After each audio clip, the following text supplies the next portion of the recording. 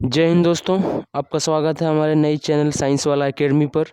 दोस्तों हमारे इस चैनल पर आपको साइंस से रिलेटेड सारे चैप्टर को टॉपिक वाइज डील किया जाएगा, पढ़ाया जाएगा। तो आप दोस्तों अगर आपको साइंस में इंटरेस्ट है, पढ़ना चाहते हैं, या फिर आप स्पेशली मैट्रिक वालों के लिए साइंस चैप्टर के टॉपिक वाइज डील किया जाएगा दोस्तों। तो अगर आप इंटरेस्टेड हो या फिर आप सीखना चाहते हैं तो हमारे चैनल को सब्सक्राइब कर लें और हमारे साथ जुड़ जाएं। ओके दोस्तों, क्योंकि इसके बाद हम एक से एक अच्छे वीडियो लाएंगे आपके लिए, जो कि बहुत ही हेल्पफुल होगा आपके लिए, मैट्रिक वालों के लिए खास करके दोस्तों। ओके दोस्तों, तो चलिए आते हैं यहाँ पर। आज हम आपको बताने जा रहे हैं दोस्तों धातु एवं अधातु। दोस्तों आज का हमारा चैप्टर है धातु एवं अधातु, जिसमें कि हमारा पहला टॉपिक है धातुओं के भौतिक गुण। धातुओं के भौतिक गुण क्या होते हैं दोस्तों, सबसे पहले ये पढ़ जानेंगे। तो दोस्तों यहाँ पर टोटल 5 गुण है धातुओं के। सबसे पहला गुण है धातु का, धातु ठोस और चमकीले होते हैं। धातु ठोस एवं चमकीले होते हैं। ओके दोस्तों, नेक्स्ट है ये ऊष्मा और विद्युत के सुचालक होते हैं। ये ऊष्मा और विद्युत के सुचालक होते हैं। ओके, नेक्स्ट हमारा है धातुएं तन्य होती है। ओके दोस्तों, धातुएं तन्य होती है। 4th नंबर में धातुएं आघातवर्ध होती हैं, आघातवर्ध होती हैं।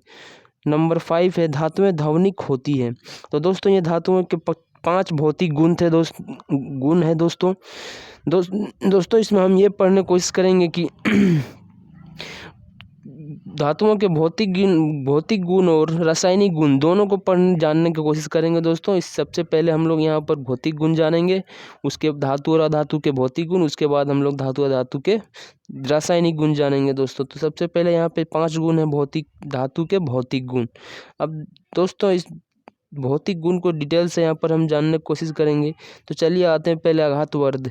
दोस्तों आघातवर्ध क्या होता है, तो कुछ धातुएं पतली चादरों में फैलाई जा सकती है, इस गुण को आघातवर्ध कहते हैं। ओके दोस्तों, कुछ धातुएं जो है पतली चादरों में, जैसे कि आप देख सकते हैं जब लोहा को पीट के पतले चादर के रूप में बना देते हैं दोस्तों, तो इस गुण को, जिससे कि वो अपने किसी भी आकार का शेप दे सकते हैं, तो उस गुण को आघातवर्ध बोला जाता है। ओके दोस्तों, तो धातुएं आघातवर्ध होती है।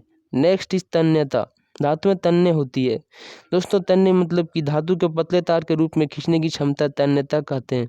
दोस्तों आप देखते होंगे तांबे जो भी इलेक्ट्रिसिटी में यूज किया जाता है तार, वो लचीली होती है और उसे खींचने में आसानी होती है। ओके दोस्तों, तो इस प्रकार की गुण को तन्यता कहा जाता है, इसको बोलते हैं धातुओं की तन्यता। ओके दोस्तों, नेक्स्ट आता है यहाँ पर देखिए, नेक्स्ट लिखा हुआ है PVC. What is PVC? PVC का पूरा नाम दिया हुआ है दोस्तों पॉलीविनाइल क्लोराइड। दोस्तों इसमें 1 नंबर के क्वेश्चन में आपको ऑब्जेक्टिव क्वेश्चन में ये आ सकते हैं। इसको आप नोट्स बना लें दोस्तों तो बहुत ही अच्छा हो, क्योंकि नोट्स से अच्छा कुछ भी नहीं है दोस्तों। अगर आपके पास नोट्स है तभी आप अच्छे से प्रिपरेशन कर सकते हैं एग्जाम्स के। पीवीसी का पूरा नाम पॉलीविनाइल क्लोराइड होता है दोस्तों इसमें पीवीसी तथा रबर जैसी सामग्री विद्युत ऊष्मा के कुचालक होते हैं। दोस्तों दो टाइप के होते हैं, एक होते हैं कुचालक, दूसरे टाइप के होते हैं सुचालक।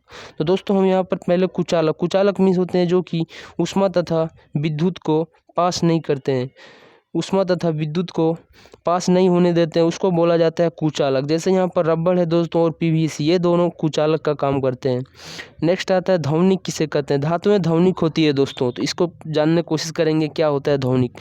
दोस्तों ध्वनिक धातु का एक भौतिक गुण है, इस गुण से वे हड़ताली व ध्वनि पैदा करते हुए धातु का गुण उपयोग से स्कूल की घंटी बनाई गई है।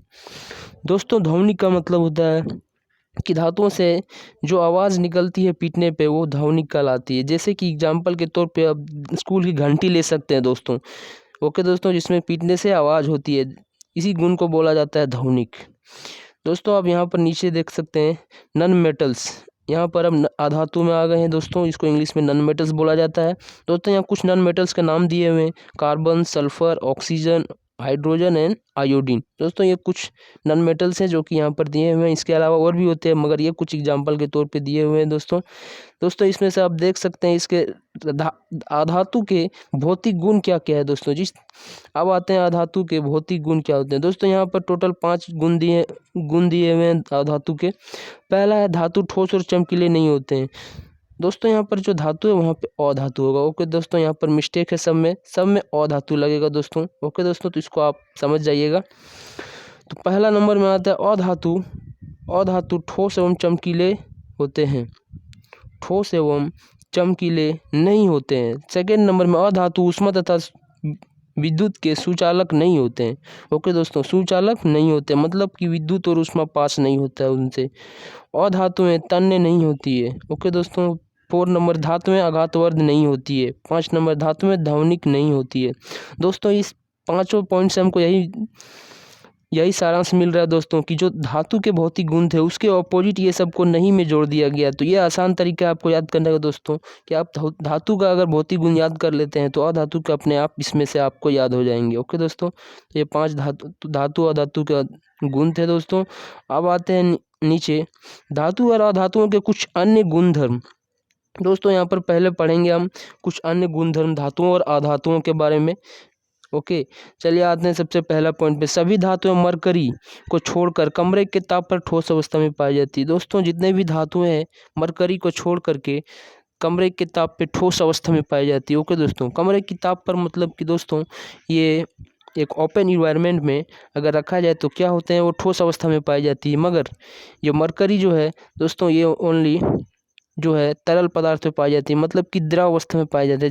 जैसे दोस्तों यहाँ पर सेकेंड नंबर में देख सकते हैं आप, मरकरी कमरे के ताप पर द्रव अवस्था में पाया जाता है। ओके, मरकरी को पारा बोला जाता है। ओके दोस्तों, पारा भी बोला जाता है। तो मरकरी ओनली जो है जो द्रव अवस्था में पाया जाता है। ये 1 नंबर के क्वेश्चन में आ सकता है दोस्तों, इसको आप नोट्स में कर लें। थर्ड नंबर है गैलियम एवं सीजियम, दो ऐसी धातु हैं जिनका गलनांक बहुत कम होता है और हथेली पर रखते ही पिघल जाती है। दोस्तों ये जो आप देख रहे हैं गैलियम और सीजियम, दो ऐसे धातु हैं जो कि हाथ पे रखते ही पिघल जाती है। ओके दोस्तों, इसको भी आप अपने तरीके से नोट्स बना सकते हैं। आयोडीन एक और धातु है एवं परंतु यह चमकीला होता है। दोस्तों आयोडीन एक अधातु है मगर क्या है, ये धातु वाला गुण दिखाते हैं इसमें क्या, ये चमकीला होता है। तो इसमें भी आप इसको नोट डाउन कर सकते हैं। क्वेश्चन इस तरह से पूछा जाता है दोस्तों कि ऐसा अधातु बताया जो कि चमकीला भी होता है, तो इसमें आप आयोडीन दीजिएगा दोस्तों। तो इस तरह से नोट्स बनाइए, जबकि नोट्स ही सबसे कारगर साबित होगा आपके लिए, बहुत ही हेल्पफुल होगा। सबसे ज़्यादा हेल्पफुल आपको नोट्स ही होगा दोस्तों, तो नोट्स बनाते रहिए। अब आते हैं 5वां नंबर पे। क्षार धातुएं लिथियम, सोडियम, पोटेशियम इतना मुलायम होती है कि चाकू से काटा जा सकता है। दोस्तों ये लिथियम, सोडियम एंड पोटेशियम 3 ऐसे धातुएं हैं जो कि बहुत ही मुलायम होती है और इन्हें चाकू से भी काटा जा सकता है। ओके दोस्तों, इसके घनत्व और गलनांक बहुत ही कम होती है। तो ये कुछ 5 अन्य गुणधर्म थे दोस्तों धातु अधातु के, जो आपको मैंने बता दिया। चलिए आते हैं नेक्स्ट टॉपिक पे। नेक्स्ट टॉपिक है कार्बन और इसके अपरूप, कार्बन एंड इट्स एलोट्रोप्स। दोस्तों अपरूप क्या होता है जानने की कोशिश करेंगे। कार्बन एक अधातु है जो अलग अलग रूपों में पाया जाता है। इसके प्रत्येक रूप को कार्बन का अपरूप कहा जाता है। दोस्तों कार्बन पृथ्वी में अलग अलग रूप में एग्जिस्ट करते हैं। ओके, तो इसमें अलग अलग रूप को अलग अलग नाम दिया गया है कार्बन के। ओके दोस्तों, जिसको कि अपरूप के नाम से जानते हैं। कार्बन के अलग अलग रूपों को अपरूप के नाम से जानते हैं। ओके, तो यहाँ पर आप देख सकते हैं कार्बन के 3 अपरूप दिए हुए हैं, हीरा, graphite and buckminsterfullerene, diamond, graphite and buckminsterfullerene. तो ये 3 अपरूप हैं दोस्तों जो कि कार्बन से ही है बने हैं, मगर इसके रूप अलग अलग हैं। कार्बन से ही बने हैं मगर रूप अलग अलग है। अब यहाँ पर देखते हैं डिटेल से दोस्तों हीरा क्या चीज़ होता है। हीरा यह एक कार्बन का एक अपरूप है जो सबसे कठोर पदार्थ है। दोस्तों पृथ्वी पर सबसे कठोर पदार्थ में इसका नाम आता है दोस्तों हीरा का। Okay, diamond. इसीलिए दोस्तों ये बहुत ही कॉस्टली भी होता है, बहुत सबसे ज़्यादा कॉस्टली होता है दोस्तों। नेक्स्ट आते हैं ग्रेफाइट क्या होता है। दोस्तों ये ग्रेफाइट आप पेंसिल में भी देखते होंगे, वही ग्रेफाइट की बात हो रही है। यह कार्बन एक अन्य अपरूप है जो विद्युत का बहुत ही अच्छा चालक है। दोस्तों इससे आप विद्युत इलेक्ट्रिसिटी को पास भी कर सकते हैं इससे। ओके दोस्तों, ये इलेक्ट्रिसिटी का गुड कंडक्टर ऑफ इलेक्ट्रिसिटी माना जाता है। दोस्तों अच्छे चालक माना जाते हैं इलेक्ट्रिसिटी के। थर्ड नंबर में आते हैं बुकमिंस्टर फ्लोरीन। दोस्तों यह भी एक कार्बन का अन्य अपरूप है जो 60 कार्बन के अणुओं से बना होता है। दोस्तों ये फिक्स है, ये 60 कार्बन के अणुओं से मिलकर बना है जिसका नाम है बुकमिंस्टर फ्लोरीन। दोस्तों इसका संरचना भी साथ में फुटबॉल की तरह होती है। ओके दोस्तों, तो ये 3 अपरूप थे कार्बन के जो कि आपको नोट में रख लेना चाहिए दोस्तों, हीरा, ग्रेफाइट एंड बुकमिंस्टर फ्लोरीन। ओके दोस्तों, अब आते हैं चलिए नेक्स्ट टॉपिक पे। दोस्तों यहाँ पर अब हम आते हैं सेकेंड पेज पे। तो सेकेंड पेज पे आप आएंगे तो यहाँ पर दिख जाएंगे, सॉरी ये एड्स दे दिए दोस्तों। अब यहाँ पर देख सकते हैं दोस्तों धातुओं के रासायनिक गुणधर्म। यहाँ पर देखते हैं धातुओं के, अब रासायनिक गुणधर्म के बारे में जानेंगे दोस्तों। धातु के रासायनिक गुणधर्म क्या क्या होते हैं। ओके, तो चलिए आते हैं यहाँ सबसे पहले रासायनिक गुणधर्म में। तो धातुओं के रासायनिक गुणधर्म, properties of metals, chemical properties of metal. First number, सभी धातुएं ऑक्सीजन के साथ मिलकर संगत धातु ऑक्साइड बनाती है।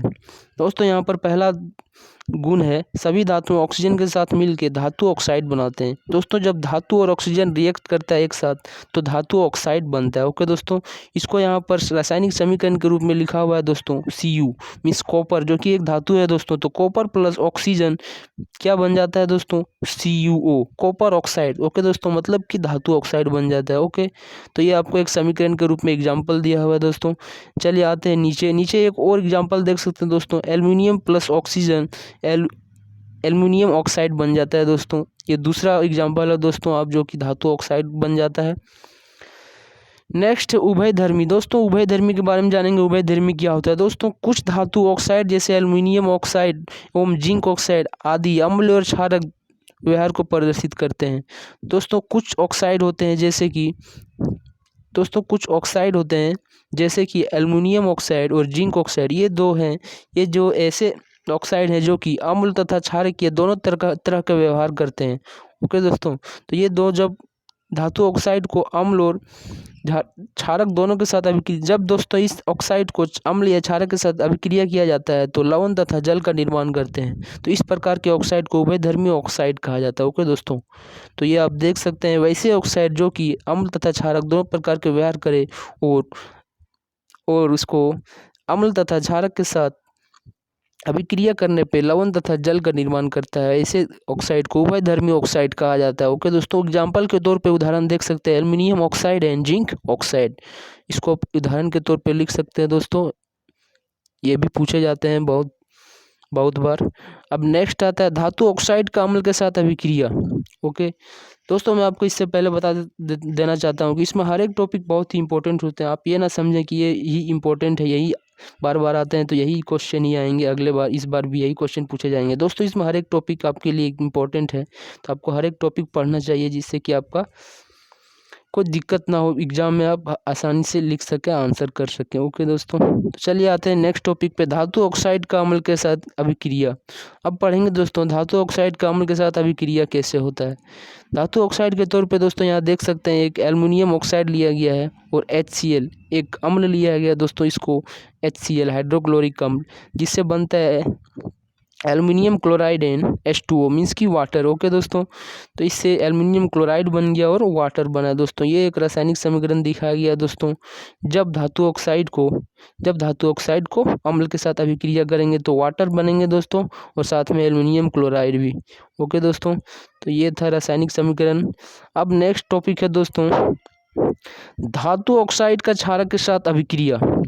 दोस्तों आप पढ़ेंगे धातु ऑक्साइड का क्षारक के साथ अभिक्रिया होने से क्या बनेगा। तो इस अभिक्रिया के समीकरण आप देख सकते हैं यहाँ पे दिया हुआ है, aluminium oxide plus sodium hydroxide. Okay दोस्तों, aluminium oxide plus sodium hydroxide, इससे क्या बनेगा दोस्तों, सोडियम एल्युमिनेट बनेगा एंड साथ में वाटर बनेगा दोस्तों। ये आपको इक्वेशन दिया हुआ है दोस्तों, केमिकल रिएक्शन दिया हुआ है जिसको आपको देख लेना चाहिए। इसको बोलते हैं केमिकल इक्वेशन बोला जाता है दोस्तों, ये आप देख लीजिए, इसको भी समझने की कोशिश कीजिए। नेक्स्ट है धातु ऑक्साइड का जल में घुलनशीलता। धातु ऑक्साइड का जल में घुलनशीलता। ओके दोस्तों, धातु ऑक्साइड का जल में घुलनशीलता कितनी है उसके बारे में जानने की कोशिश करेंगे यहाँ पे। तो यहाँ पर आप देख सकते हैं नीचे कुछ दिया हुआ है इक्वेशन। जैसे कि पहला इक्वेशन है sodium oxide plus H2O, water के साथ सोडियम ऑक्साइड को रिएक्शन करने से NOH क्या बन जाता है दोस्तों, NaOH, मतलब कि क्षारीय ऑक्साइड बन जाते हैं दोस्तों। NaO सोडियम हाइड्रो ऑक्साइड बन जाते हैं जो कि एक क्षार है दोस्तों। दूसरा है K2O, मतलब कि पोटेशियम ऑक्साइड वाटर के साथ रिएक्ट करते हैं तो बन जाता है KOH, मतलब पोटेशियम हाइड्रोक्साइड, जो कि एक क्षार है दोस्तों, एक क्षारक है दोस्तों। ओके दोस्तों, तो ये था कुछ वाटर के साथ रिएक्शन जो कि यहाँ पर दिया हुआ है, इसको भी आप उतार सकते हैं और समझ सकते हैं। अब नेक्स्ट है धातुओं के ऑक्सीजन के साथ अभिक्रिया, reactivity of metal with oxygen. यहाँ पे कुछ लिखा हुआ है दोस्तों, इसको आप समझ जाइए। अलग अलग धातु ऑक्सीजन से अभिक्रिया कर अलग अलग अभिक्रिया प्रदर्शित करते हैं। दोस्तों कुछ अलग अलग धातु है जो ऑक्सीजन से अभिक्रिया करके अलग अलग अभिक्रियाशीलता प्रदर्शित करते हैं, अलग अलग रिएक्शन दर्शाते हैं। ओके दोस्तों, सोना, प्लेटिनम, चांदी ऐसे धातु हैं जो बिल्कुल भी अभिक्रिया नहीं करते। दोस्तों कुछ वैसे भी धातु हैं जैसे सोना, प्लेटिनम, चांदी जो कि वाटर के साथ बिल्कुल भी अभिक्रिया नहीं करते हैं। सोना, प्लेटिनम, चांदी ये सब ऐसे धातु हैं दोस्तों जो कि वाटर के साथ बिल्कुल भी अभिक्रिया नहीं करते हैं। नेक्स्ट आते हैं सोडियम तथा पोटेशियम का ऑक्सीजन के साथ अभिक्रिया। दोस्तों आप इसको पढ़ते हैं थोड़ा डिटेल्स में। कुछ धातु में जैसे सोडियम और पोटेशियम इतनी अधिक तेज़ी से ऑक्सीजन से अभिक्रिया करती है कि यदि इनको खुला छोड़ दिया जाए तो तेज़ी आग पकड़ लेती है। यही कारण है इनको अचानक आग लगने से बचाने के लिए केरोसिन में तेल में डुबा कर रखा जाता है। दोस्तों इन दोनों के बारे में आपको बता देता हूँ, सोडियम और पोटेशियम का ऑक्सीजन के साथ अभिक्रिया में कैसे अभिक्रिया होता है। दोस्तों अगर सोडियम और पोटेशियम को खुले हवा में छोड़ दिया जाए तो ये क्या होगा, जल्द ही रिएक्ट कर जाएगा ऑक्सीजन के साथ। ये बहुत ही अभिक्रियाशील होती है। ओके दोस्तों, तो इनको इससे तेज़ी से आग भी पकड़ सकती है दोस्तों अगर इसको हवा में छोड़ दिया जाए पोटेशियम सोडियम को। ओके दोस्तों, इसीलिए इसको आग से पकड़ने से बचाने के लिए इसको एक केरोसिन तेल में डुबो कर रखा जाता है। ओके, इसको खुले हवा में कहीं नहीं छोड़ सकते दोस्तों आप, इससे आग अपने आप लग जाती है। ओके दोस्तों, क्योंकि ये ऑक्सीजन के साथ हाईली रिएक्टिव होते हैं। नेक्स्ट आते हैं कुछ धातु ऑक्साइड जो कवच बनाते हैं। दोस्तों कुछ धातु ऑक्साइड होते हैं जो कि कवच का काम भी करते हैं, इसको आप देख सकते हैं। चलिए दोस्तों आते हैं नेक्स्ट, ये इतना इम्पोर्टेंट नहीं है दोस्तों। नेक्स्ट आते हैं यहाँ पे कुछ धातुएं ऑक्सीजन की से अभिक्रिया नहीं करती है। कुछ धातुएं जो ऑक्सीजन से अभिक्रिया नहीं करती है, जैसे आप देख सकते हैं डिटेल्स में दोस्तों। गर्म करने पर आयरन का दहन तो नहीं होता, लेकिन जब बर्नर की ज्वाला में लौह पुर्न डालते हैं तब वही तेजी से जलने लगता है। कॉपर का दहन तो नहीं होता, लेकिन गर्म धातु पर कॉपर ऑक्साइड की काले रंग की परत चढ़ जाती है। सिल्वर और गोल्ड अधिक ताप पर भी ऑक्सीजन के साथ अभिक्रिया नहीं करते हैं। दोस्तों यहाँ पर कुछ धातु हैं जो कि ऑक्सीजन के साथ अधिक ताप पर भी अभिक्रिया नहीं करते हैं, सिल्वर एंड गोल्ड। ओके दोस्तों, ये दो ऐसे धातु हैं जो कि ऑक्सीजन के साथ रिएक्टिविटी नहीं करते हैं। नेक्स्ट एनोडीकरण क्या है दोस्तों, अब इसके बारे में पढ़ेंगे दोस्तों कि एनोडीकरण किसे कहा जाता है। एनोडीकरण एल्युमिनियम पर मोटी परत ऑक्साइड की तरफ परत बनाने की प्रक्रिया है। दोस्तों यह एक ऐसी प्रक्रिया है जिसमें एल्युमिनियम पर मोटी ऑक्साइड की परत बनाई जाती है, जिसमें एल्युमिनियम पर मोटी ऑक्साइड की एक परत बनाई जाती है। इस प्रक्रिया को एनोडीकरण कहा जाता है दोस्तों। वायु के संपर्क में आने पर एल्युमिनियम पर ऑक्साइड की पतली परत का निर्माण होता है। ओके दोस्तों, तो ये था हमारा एनोडीकरण। आशा करता हूँ हम समझ गए होंगे। इसको आप नोट बना लें तो अच्छा होगा दोस्तों, नोट्स में भी शॉर्टकट नोट्स बना लें दोस्तों। नोट्स में ऐसा भी नहीं है कि पूरा हम उतारते जाएं, जो भी आपको इम्पोर्टेंस लगता है कि हाँ मेरे लिए इम्पोर्टेंस है या फिर मैं इसको लिखना चाहिए तो आप उसको नोट्स बना सकते हैं। बाकी हर एक चीज़ को लिखना ज़रूरी नहीं है दोस्तों नोट्स में। नेक्स्ट आते हैं एल्युमिनियम के एनोडीकरण। ये चीज़ वही चीज़ है दोस्तों, इसको थोड़ा और क्लेरिफाई किया गया है यहाँ पे। एनोडीकरण के लिए एल्युमिनियम के एक साफ वस्तु का एनोड बनाकर तनु सल्फ्यूरिक अम्ल के साथ इसका विद्युत अपघटन किया जाता है। एनोड पर उत्सर्जित ऑक्सीजन गैस एल्युमिनियम के साथ अभिक्रिया करके ऑक्साइड की एक मोटी परत बनाती है। इस ऑक्साइड की परत को आसानी से रंग कर एल्युमिनियम की आकर्षक वस्तुएं बनाई जाती है। दोस्तों एनोडीकरण करके एल्युमिनियम की आकर्षक वस्तुएं भी बनाई जा सकती है। ओके दोस्तों, यहाँ पर इसको थोड़ा और ज़्यादा डिटेल से बताया गया दोस्तों, इसको आप समझ सकते हैं, इसको उतारने की ज़्यादा ज़रूरत नहीं है। नेक्स्ट है जल के साथ धातु की अभिक्रिया।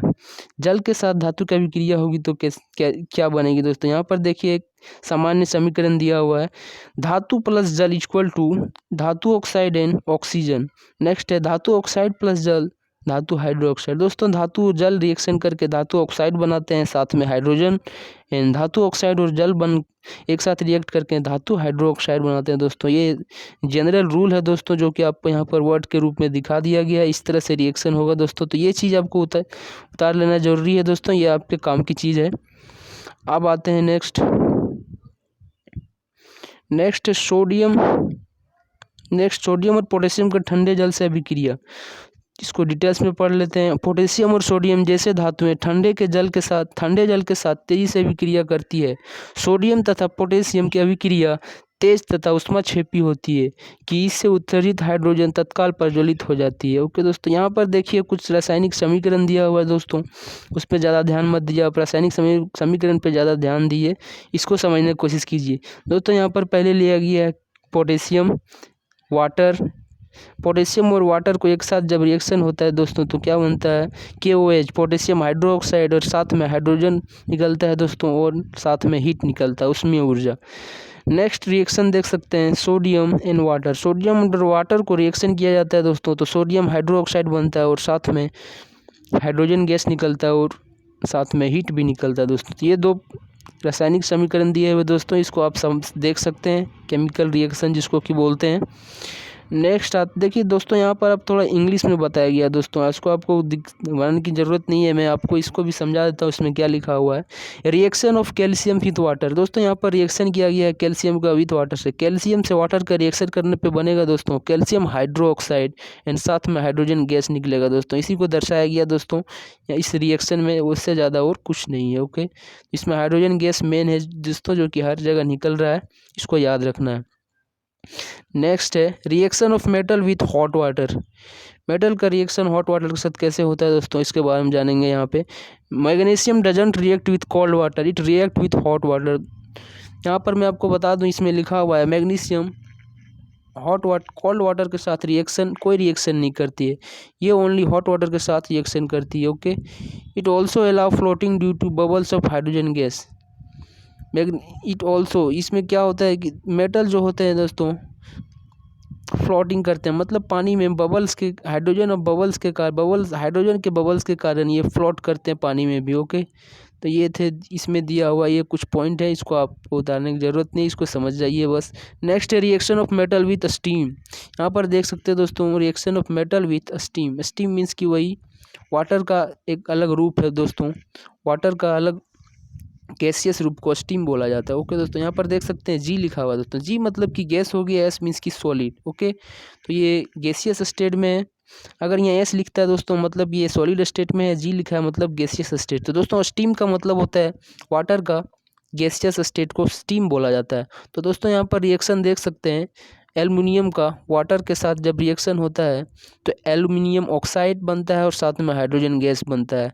नेक्स्ट है आयरन। Fe मीन्स की आयरन होता है दोस्तों, मतलब आयरन प्लस वाटर एक साथ रिएक्ट करते हैं तो बनते हैं फेरस ऑक्साइड बनता है और साथ में हाइड्रोजन बनता है। ओके दोस्तों, ये दो प्रकार का रिएक्शन दिया हुआ है जिसमें मेटल रिएक्ट करते हैं स्टीम के साथ, मीन्स की गैसियस वाटर के साथ।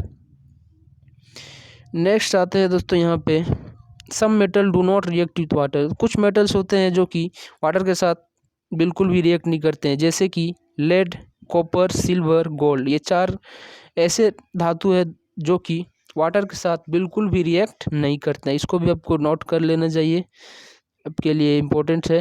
नेक्स्ट है reaction of metal with acid. यहाँ पर देख सकते हैं वर्ड्स में लिखा हुआ है मेटल जब एसिड के साथ रिएक्ट करते हैं तो सॉल्ट बनता है और साथ में हाइड्रोजन बनता है।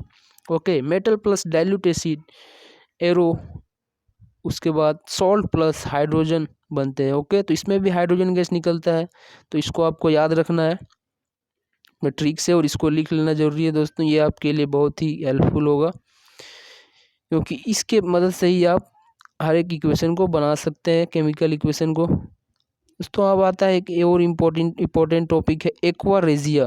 What is aqua regia? ये दोस्तों आपको जो मिलेगा ये टॉपिक से थोड़ा हट के, मगर एक्वारेजिया जो है इसी से रिलेटेड है, इसको आपको जान लेना जरूरी है। It is a freshly prepared mixture of concentrated hydrochloric acid and concentrated nitric acid. ये जो एक्वारेजिया है जो बना है वो mixture of hydrochloric acid and nitric acid से बना है, जिसका रेशियो 3:1 का है। ओके, इसमें ये बताया गया है। अब इसका देख सकते हैं it can dissolve gold even neither of this acid can be do alone. यहाँ पर आप देख सकते हैं कि लिखा हुआ है it can dissolve gold. Aqua regia एक ऐसा मिक्सचर है। ओके दोस्तों, यहाँ पर देख सकते हैं लिखा हुआ इट इज़ ये, यहाँ पर लिखा हुआ मिक्सचर। ओके, तो एक्वारेजिया एक ऐसा मिक्सचर है जिसको जो कि गोल्ड को भी डिजोल्व करने की क्षमता रखता है। ओके, इसमें यही बताया गया है। एंड एक्वारेजिया ये हाईली कोरोसिव भी होते हैं, फोमिक लिक्विड होते हैं। It is also fumigant able to dissolve gold and platinum. ये एक ऐसे रिएजेंट के तरह भी काम करते हैं जो कि गोल्ड और प्लेटिनम को डिसॉल्व करने का काम करते हैं, घोलने का भी काम करते हैं। ओके, तो हाईली कैपेबल होते हैं एक्वारिजिया, जो कि गोल्ड को एकमात्र एक्वारिजिया है जो कि गोल्ड को भी डिसॉल्व करने की क्षमता रखते हैं। ओके दोस्तों, तो आपको एक्वारिजिया किससे बनता है उसको याद रखना है, hydrochloric acid and concentrated nitric acid. Okay, 3:1 में। नेक्स्ट आते हैं यहाँ पे reaction of metal with other salt. अब यहाँ पर जानेंगे मेटल का रिएक्शन सॉल्ट के साथ कैसे होता है। जब मेटल का रिएक्शन सॉल्ट सॉल्यूशन के साथ होंगे तो सॉल्ट सॉल्यूशन और साथ में मेटल यहाँ पर बनेंगे। यहाँ पर आप देख सकते हैं इसका रिएक्शन नीचे में, यहाँ पर देखिए, यहाँ पर कुछ रिएक्शन सीरीज दिया हुआ है दोस्तों। रिएक्शन सीरीज मीन्स की कौन सबसे ज़्यादा हाईली रिएक्टिव है दोस्तों, उसको पहले रखा गया है। जैसे पोटेशियम, के मीन्स पोटेशियम, जो कि सबसे ज़्यादा रिएक्टिव होते हैं दोस्तों मेटल्स में। उसके बाद सोडियम से, उसके बाद कैल्शियम है, फिर मैग्नीशियम है, फिर एल्युमिनियम है, फिर जिंक है, फिर आयरन है, फिर पीबी मीन्स की प्लम्बम, जिसको कि लेड बोला जाता है दोस्तों। नेक्स्ट है हाइड्रोजन, नेक्स्ट है कॉपर, हाइड्रोजीनियम। इसके बाद एजी मीन्स सिल्वर होता है दोस्तों, अर्जेंटिनम बोला जाता है इसको। और एयू मीन्स ओनम, जिसको कि गोल्ड बोला जाता है। एयू मीन्स गोल्ड होता है, okay, and AG means silver होता है। तो एजी और ओयू को लास्ट में है, जो कि ये उतना ज़्यादा रिएक्टिव नहीं होते हैं, लेकिन सब हाईली रिएक्टिव होते हैं सबसे ज़्यादा। पोटेशियम, ये सब याद रखना है दोस्तों, इसको आपको नोट्स कर लेना जब बहुत ही ज़रूरी है दोस्तों। ये रिएक्टिविटी सीरीज है, बहुत ही इंपॉर्टेंस है। नेक्स्ट आता है यहाँ पे reaction with metal and non metal. अब यहाँ पर पढ़ेंगे मेटल एंड नॉन मेटल के साथ रिएक्शन कैसा होता है। Most metal from cation and non metal from anion negative. अब देख लेते हैं यहाँ पर, पहले आप जानने की कोशिश करेंगे केटायन एंड एनायन क्या होता है उसको पहले जान लेते हैं, फिर आगे पढ़ेंगे रिएक्शन क्या है नॉन मेटल और मेटल के साथ। केटायन और anion, to understand those cation and anion we have to understand electronic configuration element that valencies. तो यहाँ पर हम आप पहले बैलेंस ही जानेंगे तभी जान पाएंगे कैटायन और एनायन एक्चुअली होते क्या है। जैसे कि अगर आप एक कोई भी धातु ले लेते हैं सोडियम, तो सोडियम का जो है इलेक्ट्रॉनिक कॉन्फ़िगरेशन क्या होता है, पहले में 2 जाएंगे, फिर 8 और फिर 1, टोटल 11 हो गए। सोडियम का टोटल कितने होते हैं दोस्तों, इसके एटॉमिक नंबर 11 होते हैं। और 11 एटॉमिक नंबर है तो इसके इसीलिए पहले में 2 गए, दूसरे में 8 गए, तीसरे में 1 गए, तो 11 हो गए। तो यहाँ पर आप देख सकते हैं एक लास्ट में बच जाता है। तो ये जो एक लास्ट में बचा है दोस्तों, इसको बोला जाता है इसका वैलेंसी। ओके दोस्तों, इसको बोला जाता है सोडियम का वैलेंसी 1। ओके, ये भी आपको पता होगा या फिर मैं बताऊंगा आगे दोस्तों। तो यहाँ पर देख सकते there are 3 shell in sodium, innermost shell has 1 electron can be shared. तो यहाँ पर जो है सोडियम के 1 बच गया, इसको वैलेंसी बोला जाता है। और यहाँ पर आगे देखते हैं दोस्तों क्या दिया हुआ है। If outermost shell has 1 2 3 4 electron, this can be given in sharing of electron for will be valence electron. Okay, अगर किसी सेल के बाहरी में 1 2 3 4 ऐसे इलेक्ट्रॉन बच जाते हैं तो ये क्या करते हैं, इसी के साथ उतना ही किसी के और के साथ शेयर कर लेते हैं। ओके दोस्तों, वैलेंस इलेक्ट्रॉन इसको बोला जाता है। If outermost shell of 5 6 7 electron, this can not be given in sharing of electron. दोस्तों अगर किसी के बाहरी सेल में 5 और 6 और 7 इलेक्ट्रॉन बच जाते हैं तो वो किसी और के साथ शेयर नहीं करते हैं। ओके दोस्तों, वो किसी से दे नीड, ये उसको किसी और से इलेक्ट्रॉन चाहिए होता है। ओके दोस्तों, ये किसी और से ले लेते हैं। ओके, अगर 1 2 3 4 होते हैं मतलब कि वो किसी के साथ शेयर कर लेते हैं। ओके दोस्तों, बट अगर किसी के बाहरी सेल में 5 6 7 इलेक्ट्रॉन मौजूद हैं तो वो किसी के साथ शेयर नहीं करेंगे, वो खुद उसको कुछ इलेक्ट्रॉन चाहिए होता है। तो जो इसको चाहिए होता है दोस्तों, अगर किसी के 5 इलेक्ट्रॉन है तो उसको कितने चाहिए दोस्तों, 3 चाहिए। अगर किसी के बाहरी सेल में 6 इलेक्ट्रॉन है तो उसे 2 इलेक्ट्रॉन चाहिए। अगर किसी के बाहरी सेल में 7 इलेक्ट्रॉन है तो उसे 1 इलेक्ट्रॉन चाहिए। ओके, यहाँ पर देख सकते हैं इसे दिखाया गया है। अब जैसे यहाँ पर देखिए दोस्तों, ये है इलेक्ट्रॉनिक कॉन्फ़िगरेशन, इसको कि KLMN 4 भागों में बांटा जाता है दोस्तों इलेक्ट्रॉनिक कॉन्फ़िगरेशन को।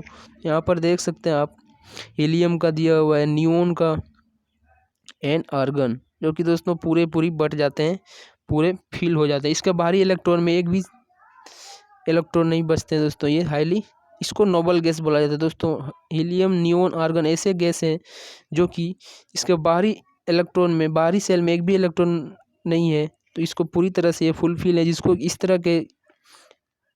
इस तरह के एलिमेंट को इस तरह के गैस को नोबल गैस बोला जाता है। ओके दोस्तों, अब आते हैं नेक्स्ट। आप देख सकते हैं यहाँ पे सोडियम के लिए बाहरी सेल में बाहरी सेल में 1 इलेक्ट्रॉन है, मैग्नीशियम के बाहरी सेल में 2 इलेक्ट्रॉन है, एल्युमिनियम के बाहरी सेल में 3 इलेक्ट्रॉन है। ओके, पोटेशियम के बाहरी सेल में 1 इलेक्ट्रॉन है, कैल्शियम के बाहरी सेल में 2 इलेक्ट्रॉन है। ओके, तो ये इसके वैलेंसीज है दोस्तों, जो कि बाहर में इसके मौजूद है इलेक्ट्रॉन। नेक्स्ट यहाँ पर देख सकते हैं नाइट्रोजन के 5 इलेक्ट्रॉन है, ऑक्सीजन के बाहरी में 6 इलेक्ट्रॉन है, फ्लोरीन के 7 इलेक्ट्रॉन है, फॉस्फोरस के 5 हैं, सल्फर के 6 हैं एंड क्लोरीन के बाहरी में 7 इलेक्ट्रॉन है दोस्तों। तो इन लोगों को है जो शेयर नहीं करना होता, ये किसी के साथ शेयर नहीं कर सकते अपना इलेक्ट्रॉन, इन्हें खुद इलेक्ट्रॉन चाहिए होता है। ओके दोस्तों, अगर 7 है तो उन्हें 1 इलेक्ट्रॉन चाहिए, अगर 6 है तो इसे 2 इलेक्ट्रॉन चाहिए, क्योंकि इसे अपने ऑक्टेट को कंप्लीट करना है दोस्तों।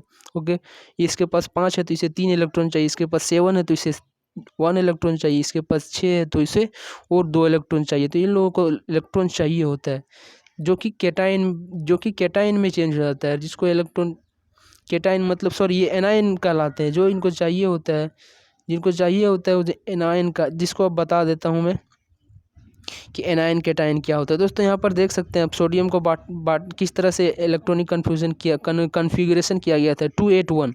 तो ये 28 यहाँ पर गए दोस्तों, एक 1 जो है इलेक्ट्रॉन बाहर चला गया, किसी के साथ शेयर कर लिया 1 इलेक्ट्रॉन, जो कि सोडियम कैटायन कहा जाता है। ओके दोस्तों, तो इसको बोला जाता है कैटायन। जो किसी और के साथ शेयर कर लेते हैं उसको क्या बोला जाएगा? कैटायन, सोडियम कैटायन कहा जाता है। नेक्स्ट देख सकते हैं तो कैल्शियम जो है 287 होते हैं, मगर इसका बाहरी सेल में 7 इलेक्ट्रॉन है, तो ये किसी और के साथ एक लेंगे। ओके, तो इसीलिए इसको माइनस में लिखा गया। ओके, ये जो है प्लस में है, क्योंकि ये अपना 1 इलेक्ट्रॉन किसी और के साथ शेयर कर रहे हैं, लेकिन ये बाहरी सेल में 7 इलेक्ट्रॉन है, जिसको किसी और से चाहिए, इसीलिए इसको माइनस में साइन दिया गया क्लोरीन का। इसको आप क्लोरीन एनायन बोल सकते हैं। मतलब सीधा मतलब ये है, अगर कोई माइनस में रहता है, नेगेटिव में जा रहे हैं, तो उसे एनायन बोलेंगे, जो पॉजिटिव में जा रहे हैं वो कैटायन कहलाते हैं। ओके दोस्तों, अब आपको समझ में आ गया आशा करता हूँ। ओके, तो आज के लिए इतना ही रखते हैं दोस्तों। मैं आशा करता हूँ आप इस वीडियो में इतना जो भी बताया हूँ आप समझ 50% नहीं, कुछ ना कुछ तो 50% आप समझ ही गए होंगे। बाकी दोस्तों मैं आपको बता दूँ, आपके लिए सबसे ज़्यादा ज़रूरी है आपको नोट्स रखना। जो अगर दोस्तों आपके पास नोट्स है तो आप अच्छे से अच्छे एग्ज़ाम को भी अच्छे से क्रैक कर सकते हैं, अच्छे नंबर ला सकते हैं।